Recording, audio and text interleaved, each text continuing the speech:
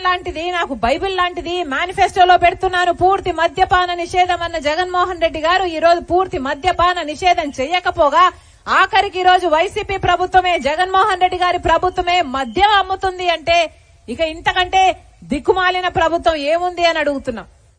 ఈ రోజు జగన్మోహన్ రెడ్డి గారి ప్రభుత్వంలో బయట నుంచి మద్యం రాదు. వీళ్ళు ఏం తయారు చేస్తే అదే కొనుక్కోవాలి, ఎంత కమ్ముతే అంతకే కొనుక్కోవాలి. తీరా మంచిది ఇస్తున్నారా అంటే ఏది మంచిది లేదు.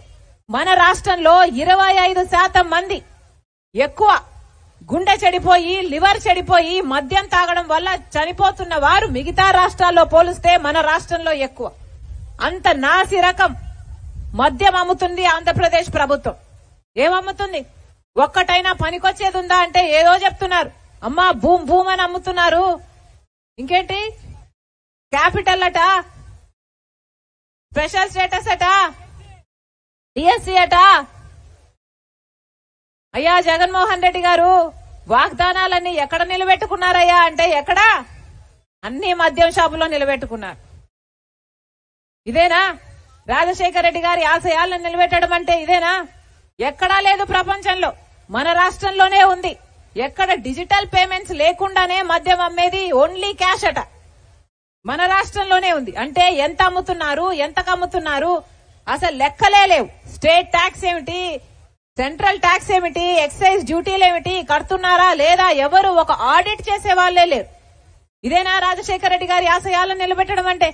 ఇంతమంది బిడ్డలు ఉన్నారు, బిడ్డలకు ఉద్యోగాలు వస్తున్నాయా అంటే రాజశేఖర రెడ్డి గారు ఉన్నప్పుడు ఎంత అద్భుతంగా రాజశేఖర రెడ్డి గారు ఏమనేవారు?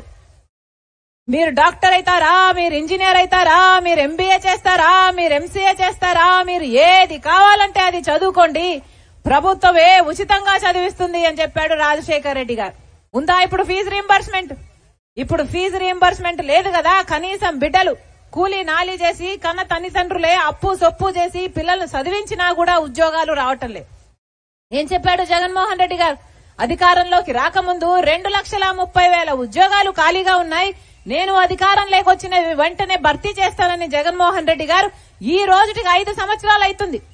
2,30,000 ఉద్యోగాలు ప్రభుత్వ శాఖల్లో ఖాళీగా ఉన్న ఉద్యోగాలు ఈ రోజు వరకు కూడా ఇంకా 2,25,000 ఉద్యోగాలు ఇంకా ఖాళీగానే ఉన్నాయి. మరి ఎందుకు భర్తీ చేయలేదు? ఆ రోజు జగన్మోహన్ రెడ్డి గారు చెప్పిన మాట 23,000 ఉద్యోగాలు టీచర్ ఉద్యోగాలు ఖాళీగా ఉన్నాయి, నేను అధికారం లేకొచ్చిన వెంటనే మెగా డిఎస్సీ అమలు చేస్తాను అన్నాడు.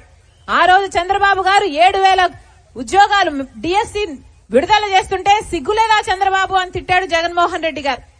మరి ఈ రోజు ఏమైంది? ఈ రోజు జగన్మోహన్ రెడ్డి గారు 23,000 ఉద్యోగాలు ఖాళీగా ఉంటే మెగా డిఎస్సీ ఇస్తానని చెప్పిన వాడు ఈ రోజు దగా డిఎస్సీతో 6,000 ఉద్యోగాలకు నోటిఫికేషన్లు ఇచ్చారు. అది కూడా ఎప్పుడు ఇచ్చారు? ఎన్నికలకు ముందు. అంటే 5 సంవత్సరాలు నిద్రపోయారు. కనీసం కుంభకర్ణుడైనా మేలే. 6 నెలలు నిద్రపోతారు, 6 నెలలు పని చేస్తారు. జగన్మోహన్ రెడ్డి గారు అయితే 4.5 సంవత్సరం నిద్రపోయారు. ఇప్పుడు ఎలక్షన్లు వచ్చాయని మేలుకొని 2 నెలల క్రితం నోటిఫికేషన్లు ఇస్తే ఆ నోటిఫికేషన్లు ఎప్పుడు అయ్యాలి, ఆ పరీక్షలు ఎప్పుడు రాయాలి, వీళ్ళకు ఉద్యోగాలు ఎప్పుడు రావాలి? ఇది అయ్యేదా సచ్చేదా? జగన్మోహన్ రెడ్డి గారు నిజంగా రాజశేఖర రెడ్డి గారి ఆశయాలను నిలబెట్టేవాడు కాదు, ముమ్మాటికి కాదు. ఒక్క రకంగా అంటే ఒక్క రకంగా కూడా రాజశేఖర రెడ్డి గారి వారసుడు, రాజశేఖర రెడ్డి గారి ఆశయాలను నిలబెట్టిన వాడు జగన్మోహన్ రెడ్డి గారు అని భూతత్వం వెతికి చూస్తున్నా కూడా అసలు కనిపించడం లేదు నమూనాలు. మరెందుకు నమ్మాలి జగన్మోహన్ రెడ్డి గారిని? ఆఖరికి రాజశేఖర రెడ్డి బిడ్డ, నేను రాజశేఖర రెడ్డి బిడ్డను. ఆఖరికి ఈ కడప ఎంపీ స్థానానికి ఈ రోజు నేను రాజశేఖర రెడ్డి గారి బిడ్డగా నేను పోటీ చేస్తున్నాను అంటే ఎందుకు పోటీ చేస్తున్నాను? ఎందుకంటే రాజశేఖర రెడ్డి తమ్ముడు వివేకానంద రెడ్డి గారి చనిపోయి 5 సంవత్సరాలు అయ్యింది. చనిపోలేదు, హత్య చేశారు. గొడ్డలితో నరికి మరి క్రూరంగా హత్య చేస్తే వివేకానంద రెడ్డి గారి హత్యలో అవినాష్ రెడ్డికి, భాస్కర్ రెడ్డికి భాగముంది అని సిబిఐ చెప్తుంటే, అక్యూజ్డ్ గా నిందితులుగా వాళ్ళను చూపిస్తుంటే అయినా కూడా ఈరోజు జగన్మోహన్ రెడ్డి గారు మళ్లీ వాళ్ళకే టికెట్ ఇచ్చారు. మరి ఇదేమనాలి? అహంకారం కాకపోతే ఇది ఏమనాలి? 5 సంవత్సరాలుగా న్యాయం జరగాలి అని వివేకానంద రెడ్డి బిడ్డ కోర్టు తిరుగుతూనే ఉంది, గడప తట్టుతూనే ఉంది. ఏ తలుపు తట్టినా ఎవరిని అడిగినా నాకు న్యాయం చేయండి అని అడగని చోటు లేదు, అరగని వారు లేరు. కానీ ఈ రోజు వరకు కూడా న్యాయం జరగలేదు. ఎందుకంటే జగన్మోహన్ రెడ్డి గారు తన అధికారాన్ని అడ్డు వేసి అవినాష్ రెడ్డిని కాపాడుతున్నాడు కాబట్టి. సిబిఐ చెప్తూనే ఉంది, అన్ని సాక్ష్యాలు ఉన్నాయని చెప్తుంది, గూగుల్ మ్యాప్స్ చూపిస్తుంది, హత్య చేసిన వాళ్ళు హత్య చేయించిన వాళ్ళు ఒకే ప్రదేశంలో ఉన్నారు, ఇవిగో సాక్ష్యాలు అని సిబిఐ చెప్తుంది.